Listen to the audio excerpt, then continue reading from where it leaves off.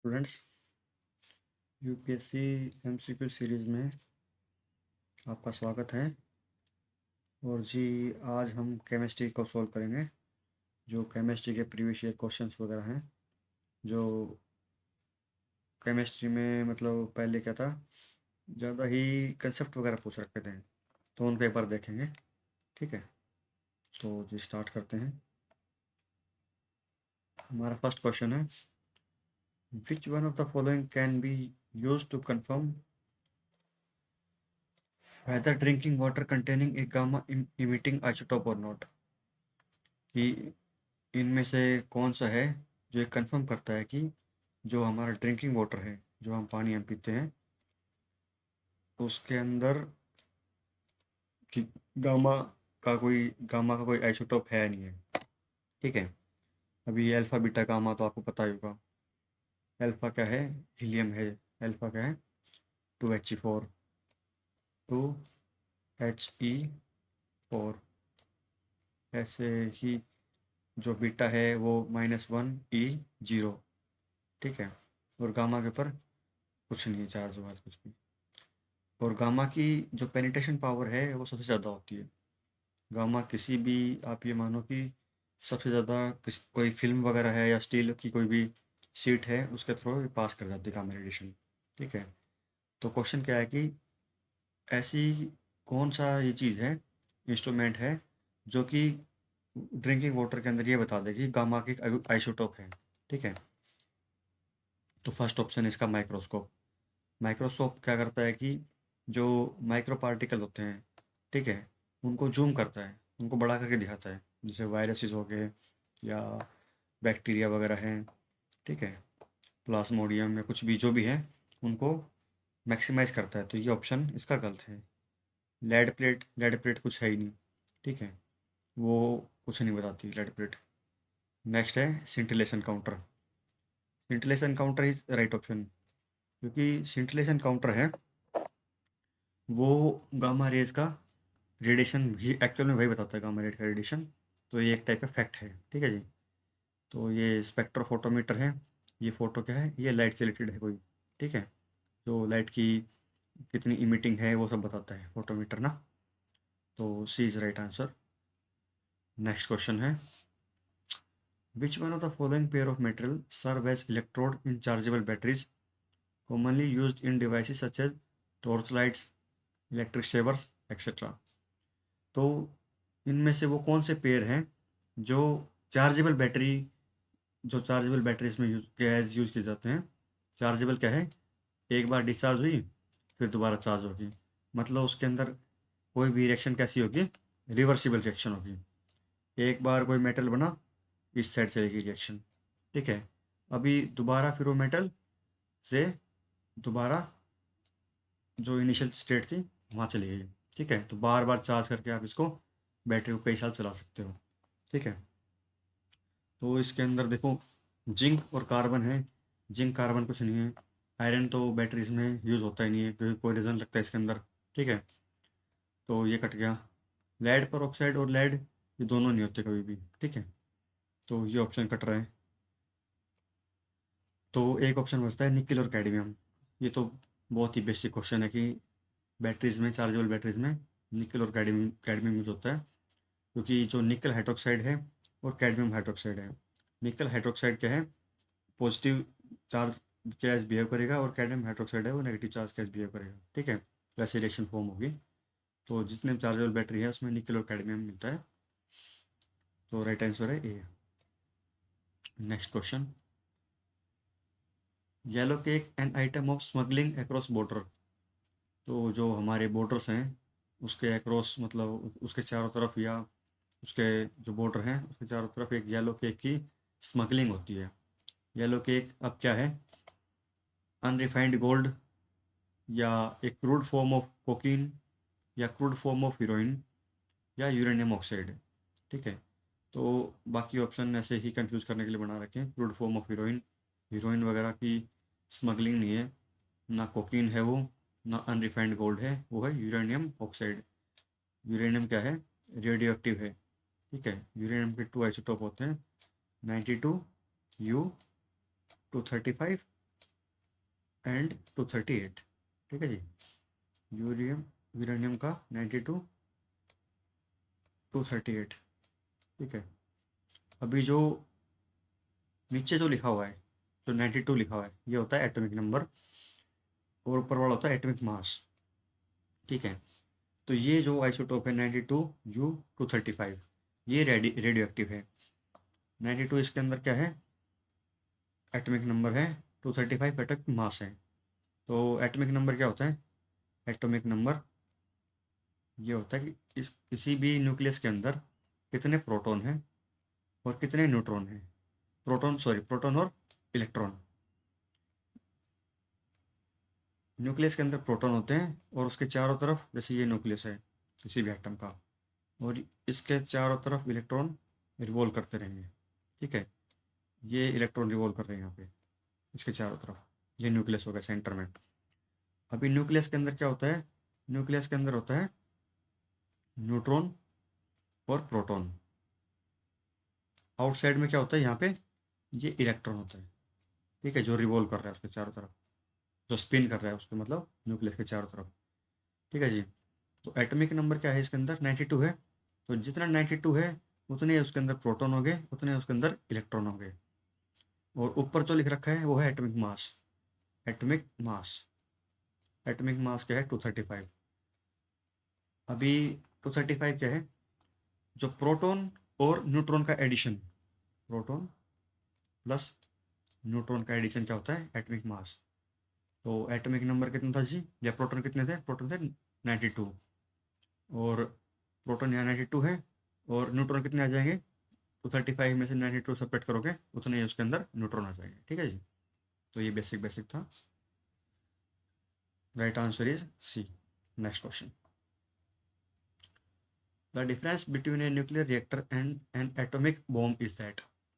एक nuclear reactor और atomic bomb के अंदर क्या डिफरेंस होता है, ठीक है।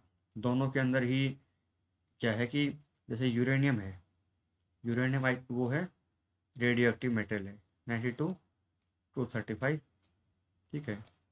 यूरेनियम के साथ आप न्यूट्रॉन को स्ट्राइक करेंगे, ठीक है, 0N1, ठीक है, न्यूट्रॉन की रिएक्शन करवाई आपने, तो दोनों ही कंडीशन में क्या है, कुछ प्रोडक्ट बन रहे हैं और एनर्जी रिलीज हो रही है, बहुत ज़्यादा एनर्जी रिलीज हो रही है, ठीक है। अब जो एनर्जी रिलीज हो रही है किसी भी कंडीशन में, वो एटमिक बम में भी सेम है और न्यूक्लियर रिएक्टर में सेम है। तो उनमें जो डिफरेंस क्या आता है, एक न्यूट्रॉन इस पर स्ट्राइक करके यूरेनियम के ऊपर, और 3 न्यूट्रॉन फॉर्म करता है, 3 न्यूट्रॉन बनाता है इसमें, दोनों रिएक्शन में। न्यूक्लियर रिएक्टर के अंदर हम क्या करते हैं, कैडमियम और बोरॉन के रोड रखते हैं, ठीक है, जो दो इसके अंदर से न्यूट्रॉन के एब्जॉर्ब कर लेगी और सिर्फ एक ही इलेक्ट्रॉन छोड़ेगी नेक्स्ट रिएक्शन के लिए, ठीक है। मतलब हम कंट्रोल कर कर किसी रिएक्शन को कंट्रोल कर रहे हैं। न्यूट्रॉन तो हर बार 3 रिलीज होंगे, लेकिन हम क्या कर देते हैं कि 3 में से 2 एब्जॉर्ब कर लेंगे, मतलब उसको कैप्चर कर लेंगे, और एक ही स्ट्राइक करने के लिए छोड़ेंगे। फिर यही रिएक्शन स्टार्ट होती रहेगी हमेशा। ये 92U235 प्लस एक न्यूट्रॉन मिलेगा उसको बार बार स्ट्राइक करने के लिए, एनर्जी जनरेट करता रहेगा वो लंबे टाइम तक। अब एटॉमिक बॉम्ब के अंदर क्या होता है, 3 न्यूट्रॉन है, हर रिएक्शन में 3 निकले, जैसे कि ये आप यूरेनियम का बड़ा आइटम मानो, ठीक है, इसके ऊपर न्यूट्रॉन स्ट्राइक किया, ये न्यूट्रॉन ने स्ट्राइक किया, तो ये 3 इसके अंदर से और न्यूट्रॉन निकल गए, एन, एन और एन। ये फर्दर अब 3 से स्ट्राइक करेगा, 1 2 और 3, ये फर्दर 3 से स्ट्राइक करेगा, ठीक है, और ये फर्दर 3 से स्ट्राइक करेगा। ये क्या है, चेन रिएक्शन स्टार्ट हो जाएगी एटॉमिक बम में। यहाँ पे क्या स्टार्ट होगी, चेन रिएक्शन। चेन रिएक्शन, एक चेन बन गई, 3 से 9, 9 से 27, 27 से फिर और फर्दर आगे जा रही है, मतलब 3 टू की रिएक्शन स्टार्ट होगी, ठीक है। यहाँ पे क्या है, न्यूक्लियर रिएक्टर में एक एक ही स्ट्राइक करेगा।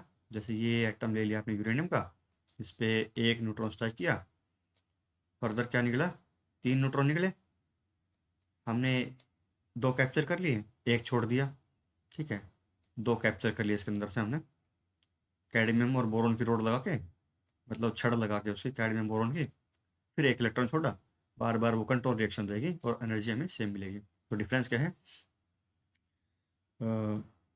No chain reaction take place in nuclear reactor, why in atomic bomb there is chain reaction. Atomic bomb में चेन रिएक्शन है, लेकिन वहाँ भी रिएक्शन है, लेकिन कैप्चरिंग कर रहे हैं हम, ठीक है। The chain reaction in nuclear reactor is controlled. जो न्यूक्लियर रिएक्टर है उसके अंदर चेन रिएक्शन क्या है? कंट्रोल है। तो राइट ऑप्शन इज बी। ठीक है जी, कंसेप्ट मैंने बता दिया आपको, ये रहेगा। नेक्स्ट क्वेश्चन है, the alpha particle carries two positive charge. Okay जी, जो अल्फा पार्टिकल होता है, अल्फा पार्टिकल क्या होता है? टू एच ई हीलियम और फोर। टू क्या है? टू एटॉमिक नंबर है जी, फोर है एटॉमिक मास है उसका। हीलियम के एटम के इक्वल होता है alpha particle charge is equal to, ये क्या है? Alpha particle, alpha. तो क्या है? Its mass number is very nearly equal to that of, जिस बिल्कुल ही बेसिक पूछ लिया उन्होंने कि इनका मास नंबर किसके इक्वल होगा। तो टू प्रोटॉन कह रहा है वो, मास नंबर में प्रोटॉन ही ये चार है। एन एटम ऑफ हीलियम क्या है? बिल्कुल सही है, एन एटम ऑफ हीलियम के एटम के बराबर होगा उसका मास, क्योंकि फॉर्मूला ये जस्ट ये बिल्कुल आप ये मानो, ये बहुत ही बेसिक क्वेश्चन पूछा उन्होंने। टू एच ई फोर, तो एटॉमिक नंबर, चार एटॉमिक मास, और अल्फा पार्टिकल हीलियम के इक्वल ही होता है, ये फैक्ट है ये आप मानो। ठीक है, तो बी ऑप्शन इसका राइट है। और जो बीटा पार्टिकल होता है, बीटा पार्टिकल किसके इक्वल होता है? इलेक्ट्रॉन के, -1 ई जीरो। ठीक है, उसका मास जीरो होता है, और उसका जी -1 क्या होता है? एटॉमिक नंबर होता है। ठीक है, नेक्स्ट क्वेश्चन है जी, match the name of outstanding Indian scientist given in the list one और list two and select the correct answer. ठीक है जी, तो एक बार बेसिक बेसिक देखेंगे। जो डॉक्टर राजा रमन है, MS स्वामीनाथन है, प्रोफेसर QR राव है, प्रोफेसर मेघनाथ शाह है। तो आप इन दोनों को तो बहुत ही फेमस हैं, इन दोनों को तो आपने सुना होगा, रमन जी को और स्वामीनाथन को। स्वामीनाथन जो हमारे हैं वो ग्रीन रिवॉल्यूशन से जुड़े हुए हैं। जो इंडिया में 1966 और 1967 में जो ग्रीन रिवॉल्यूशन हुआ था, जो वीट की, जो पंजाब और हरियाणा के अंदर क्या हुआ था, वीट की नई मतलब वो स्टार्ट की थी ग्रीन रिवॉल्यूशन के लिए। तो जी क्या था कि पेस्टिसाइड के लिए या सब्सिडाइज रेट के ऊपर जो एग्रीकल्चर मशीनरी है वो सब दी गई थी। वो पूरा एक रिवॉल्यूशन था। तो स्वामीनाथन किससे जुड़े हुए थे? एग्रीकल्चर साइंस से। और इन्हीं के ही मतलब ये इनका कंसेप्ट कहाँ से लिया था? जो मैक्सिको में नॉर्मल बोरलॉग है ना, जो पूरे वर्ल्ड में फेमस साइंटिस्ट हैं नॉर्मन बोरलॉग, मैक्सिको से, उन्होंने पूरे वर्ल्ड में ग्रीन रिवॉल्यूशन स्टार्ट किया था। और इंडिया में किसको जाता है इसका एक क्रेडिट? MS स्वामीनाथन को। ठीक है, तो बी का फाइव इन दो ऑप्शन में, बाकी ये कट गया, सॉरी ज़्यादा बड़ा हो गया। ठीक है, ये कट गया, स्ट्राइक कर दिया, डी भी कट गया। ठीक है, जो राजा रमन है वो सबको ही पता है कि वो न्यूक्लियर फिजिक्स से रिलेटेड है। ठीक है, उनकी रमन लिमिट वगैरह है वो सब आपने सुनी होगी साइंस वगैरह में। अगर आपने बेसिक साइंस भी पढ़ी है 10th तक, तो ये पता होगा, बेसिक कंसेप्ट है। जो UR राव है, उनका नाम है उडुपी रामचंद्र राव, वो इसरो के चेयरमैन रहे हैं। ठीक है, इनका नाम स्पेस रिसर्च से जुड़ा हुआ है, इसरो के चेयरमैन रहे। और इसरो को इतना फेमस करने में इनका बहुत ही क्रेडिट रहा है इनको ना। तो ए का टू, ए का 2, B का 5, तो सी ऑप्शन हो गया। मेघनाथ शाह किससे जुड़े हैं जी? थर्मोडाइनमिक्स से। थर्मोडाइनमिक्स क्या है कि जो हीट वगैरह है वो कैसे इंटरेक्ट करती है, उसके 3 लॉ है, first law, second law, third law. ठीक है, फर्स्ट लॉ क्या है कि जो आपने वो सुना हो क्लेश स्टेटमेंट, या कि दो भी चीज़ हैं कॉन्टैक्ट में आ रही है, मैं ज़्यादा डिटेल में जा रहा हूँ शायद, कोई भी दो चीज़ें हैं, उनका टेम्परेचर डिफरेंट डिफरेंट है। ठीक है, तो ये जब तक कंडक्ट करेंगी या टेम्परेचर जब तक शेयरिंग करेगी, जब तक इन दोनों का टेम्परेचर सेम ना हो जाए। ठीक है, जो यूनिवर्सल लॉ है। तो और आपने कभी वो एंट्रोपी वाली सेकंड स्टेटमेंट भी सुनी होगी, H = U + P del V।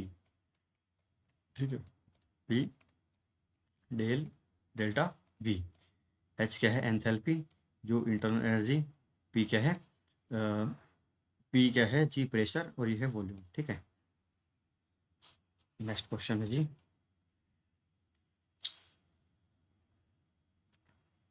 Which one of the following element essential for the construction of nuclear reactor. तो इनमें से वो कौन सा एलिमेंट है, ठीक है, जो न्यूक्लियर रिएक्टर के कंस्ट्रक्शन के लिए इम्पोर्टेंट है, इसेंशियल है, मतलब उसकी रिक्वायरमेंट है ही है। तो जी इसमें ऑप्शन है cobalt, nickel, zirconium and tungsten. ठीक है। तो आपने जो भी बेसिक मेटलर्जी वगैरह देखी होगी उसके अंदर क्या है, जो जिरकोनियम है, जैसे ये न्यूक्लियर प्लांट है, ठीक है, ये न्यूक्लियर रिएक्टर है, उसके अंदर न्यूट्रॉन आ रहा है ऐसे, ये न्यूट्रॉन है, और ये मतलब जो रोड है, मेटल, जो फ्यूल वगैरह जिसको बोलते हैं, यूरेनियम लगा हुआ उसको, आपको ये यूरेनियम है, न्यूट्रॉन इसका स्ट्राइक कर रहा है, और ये 3 इलेक्ट्रॉन में बाई मतलब बम्बार्डमेंट से 3 इलेक्ट्रॉन इसके जनरेट हो गए। ठीक है। साथ में ही यहाँ पे रोड डाल रखी है इसके अंदर, न्यूक्लियर रिएक्टर के अंदर कैडमियम की और बोरोन की रोड डाल रखी है। ये कैडमियम है Cd, ये क्या है, बोरोन। ठीक है जी, इसकी रोड डाल रखी है ताकि ये जो 2 इलेक्ट्रॉन थे ये वाले, इनको हम कैप्चर कर लें, सिर्फ एक सॉरी, दो जो न्यूट्रॉन है इनको कैप्चर कर लें और एक ही न्यूट्रॉन छोड़े हम। अभी क्या हो रहा है, अभी जो इसकी जो रिएक्टर है, इसकी जो लाइनिंग है ये, ठीक है, ये वाली लाइनिंग, अंदर वाली लाइनिंग, इस लाइनिंग के ऊपर क्या है, क्लैडिंग की होती है, किसकी, जिरकोनियम की। अब जिरकोनियम की क्लैडिंग किस लिए करते हैं यहाँ पे, कि इसकी एक वो होता है जिरकोनियम की, इसके न्यूट्रॉन के लिए एफिनिटी नहीं है बिल्कुल भी, ये इसको अट्रैक्ट भी नहीं करता और इसको कैप्चर भी नहीं करता। तो न्यूट्रॉन क्या है, फ्रीली मूव कर सकता है इस पूरे इसमें जोन के अंदर। और तो इस क्वेश्चन का आंसर क्या है, इन सब ऑप्शन में से जिरकोनियम की रिक्वायरमेंट होती है न्यूक्लियर रिएक्टर के अंदर, ये जो इसकी आउटर लाइनिंग है ना, ये लाइनिंग बनाने के लिए। अब एक चीज़ और होती है, यहाँ क्या होता है, हार्ड वाटर फिल होता है न्यूक्लियर रिएक्टर के अंदर। हार्ड वाटर क्यों फिल होता है जी, तो हार्ड वाटर है, इसकी कंप्रेसिबिलिटी भी अच्छी है, और ये क्या है, हार्ड वाटर कंप्रेसिबिलिटी भी ठीक है, और जी इसकी मेन तो कंप्रेसिबिलिटी के लिए यूज होता है हार्ड वाटर। ठीक है। नेक्स्ट क्वेश्चन है, cobalt 60 is commonly used in the radiation therapy because it emits। तो कोबाल्ट 60 है, ठीक है, ये रेडिएशन थेरेपी होती है, जैसे कैंसर वगैरह है किसी को, तो उसकी जो कैंसर वाली सेल है, कोई भी कैंसर वाली सेल होगी मान लो ये, इसके ऊपर कोबाल्ट 60, ये रेडियो एक्टिव है, कोबाल्ट 60 इसकी बम्बार्डमेंट करते हैं, और इस सेल को मतलब डैमेज करने के लिए, इसको ब्रेक करने के लिए। तो इसमें क्या होता है कि आप, मैंने बताया था कि गामा जो रेज होती है ना, उसकी मैक्सिमम पेनिट्रेशन होती है, क्योंकि गामा रेज के ऊपर कोई चार्ज नहीं है। अगर चार्ज नहीं है उसके ऊपर कोई भी, तो वो कहीं भी डिफ्लेक्ट नहीं होगी किसी भी डायरेक्शन में, वो बिल्कुल स्ट्रेट जाएगी, स्ट्रेट जाएगी, एक पॉइंट पे जाएगी, तो सबसे ज़्यादा वहाँ पे मतलब क्या है, वो किसी भी सीट के आर पार निकल जाएगी। ठीक है। तो कोबाल्ट 60 के अंदर गामा रेज यूज होती है कैंसर सेल को डैमेज करने के लिए रेडिएशन थेरेपी में। Next question, large cold storage plant use ammonia as refrigerant. ठीक है, जो कोल्ड स्टोरेज प्लांट होते हैं जिसके अंदर मतलब जो भी हमें जो फूड प्रिजर्व करना होता है, उसको प्रिजर्व करने के लिए रेफ्रिजरेंट यूज होता है, जो कि कंटिन्यू मूव करता रहता है। तो उसके अंदर while domestic refrigerant use as chlorofluorocarbons, chlorofluoro CFC, मतलब आज के टाइम पे CFC को बैन कर दिया गया है, जिसके जगह हाइड्रोफ्लोरोकार्बन्स आ गए। ठीक है, CFC की जगह हाइड्रोफ्लोरोकार्बन्स आ गए। तो लार्ज स्टोरेज जो प्लांट है उसके अंदर अमोनिया यूज़ की जाती है, लेकिन जो डोमेस्टिक रेफ्रिजरेंट है उसके अंदर क्लोरोफ्लोरोकार्बन यूज़ किया जाता है। अमोनिया क्या है, NH3। ठीक है, नाइट्रोजन और हाइड्रोजन का कंपाउंड है ये। अब इसका रीज़न क्या है, रीज़न पढ़ते हैं। Ammonia can be liquefied at ambient temperature and low pressure.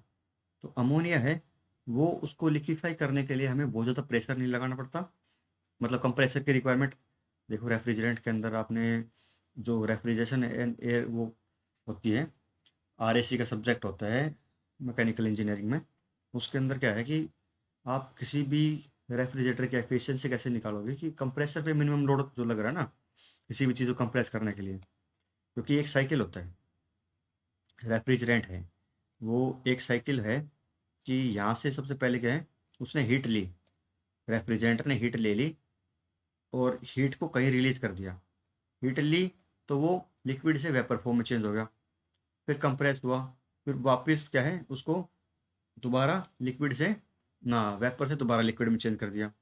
ठीक है, तो कंप्रेस करने के लिए किसी भी रेफ्रिजरेंट को मिनिमम एफर्ट जिसमें लगानी पड़े वही चीज़ यूज करते हैं हम। तो अमोनिया को कंप्रेस करने के लिए या लिक्विफाई करने के लिए मिनिमम प्रेशर लगाना पड़ता है हमें। ठीक है, तो ये राइट आंसर है।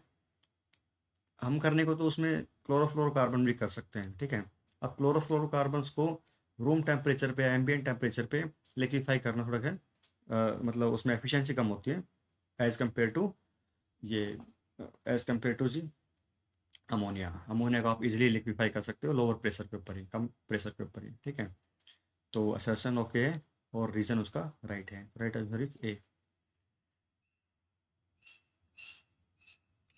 Next question is most of the explosions in mines occur due to the mixing of. किसकी मिक्सिंग की वजह से एक्सप्लोजन होते हैं, मतलब क्या है, जो माइंस वगैरह हैं या जो खदान खदान है या वहाँ पे क्या है, मैक्सिमम जो एक्सप्लोजन होते हैं वो किस वजह से होते हैं। कार्बन डाइऑक्साइड और इथेन की रिएक्शन से क्या होता है, इथेन क्या होता है, ये कार्बन डाइऑक्साइड क्या है, CO2। इथेन क्या है जी, आपने CnH2n, C2 या H6। ठीक है, CnH2n+2 का फॉर्मूला होता है ना, CnH2n+2। तो सी की जगह 2, एन की जगह 2 रख दिया, तो यहाँ भी 2 रखेंगे, 2 × 2 + 2 6। तो C2H6 क्या है, इथेन का फॉर्मूला। अब इनकी रिएक्शन से हाइड्रोकार्बन है ये। ठीक है, इसकी रिएक्शन से एक्सप्लोजन नहीं होता। ठीक है, नेक्स्ट है मीथेन प्लस एयर, इसको अभी छोड़ते हैं। ऑक्सीजन और एसिटिलीन। ऑक्सीजन और एसिटिलीन से क्या है, आपने वेल्डिंग सुना होगा, ऑक्सी एसिटिलीन वेल्डिंग। ठीक है, तो ये तो किसी चीज़ को हम अपनी प्रैक्टिकल लाइफ में यूज करते हैं तो इससे एक्सप्लोजन नहीं होता। एसिटिलीन का फॉर्मूला आप सबको बताइए, C2H2 प्लस और 2 ऑक्सीजन हो गया। इसमें एंड एंड में क्या निकल रहा है, कार्बन डाइऑक्साइड गैस निकल रही है और वाटर निकल रहा है। ठीक है, इसमें एक्सप्लोजन हो नहीं रहा है। ये यही सेम टू सेम, मतलब उसमें ऑक्सी एसिटिलीन वेल्डिंग में यूज़ करते हैं। 2 सिलेंडर होते हैं, एक रेड कलर का, एक ब्लैक कलर का सिलेंडर होता है। ठीक है, और इन दोनों से क्या होता है, फ्यूज़न होता है और वेल्डिंग हो जाती है। तो ये ऑप्शन भी गलत हो गया जी, और ये ऑप्शन भी गलत हो गया। हाइड्रोजन विद ऑक्सीजन, ये तो बिल्कुल ही सिंपल पूछ लिया हमने। हाइड्रोजन और ऑक्सीजन मिलकर तो वाटर ही बनाते हैं। ठीक है, इससे एक्सप्लोजन क्या होगा। ठीक है, H2 + O2 form H2O, H2O। तो ऑप्शन बचा ये मीथेन विद एयर। मीथेन जहाँ भी रिलीज होगी और उसके साथ एयर के साथ वो एकदम टच में आएगी ना, तो CO2 गैस बनेगी और वाटर बनेगा। ठीक है, उस कंडीशन के अंदर एक्सप्लोजन होता है। ठीक है, तो right answer is C. Okay जी, थैंक यू।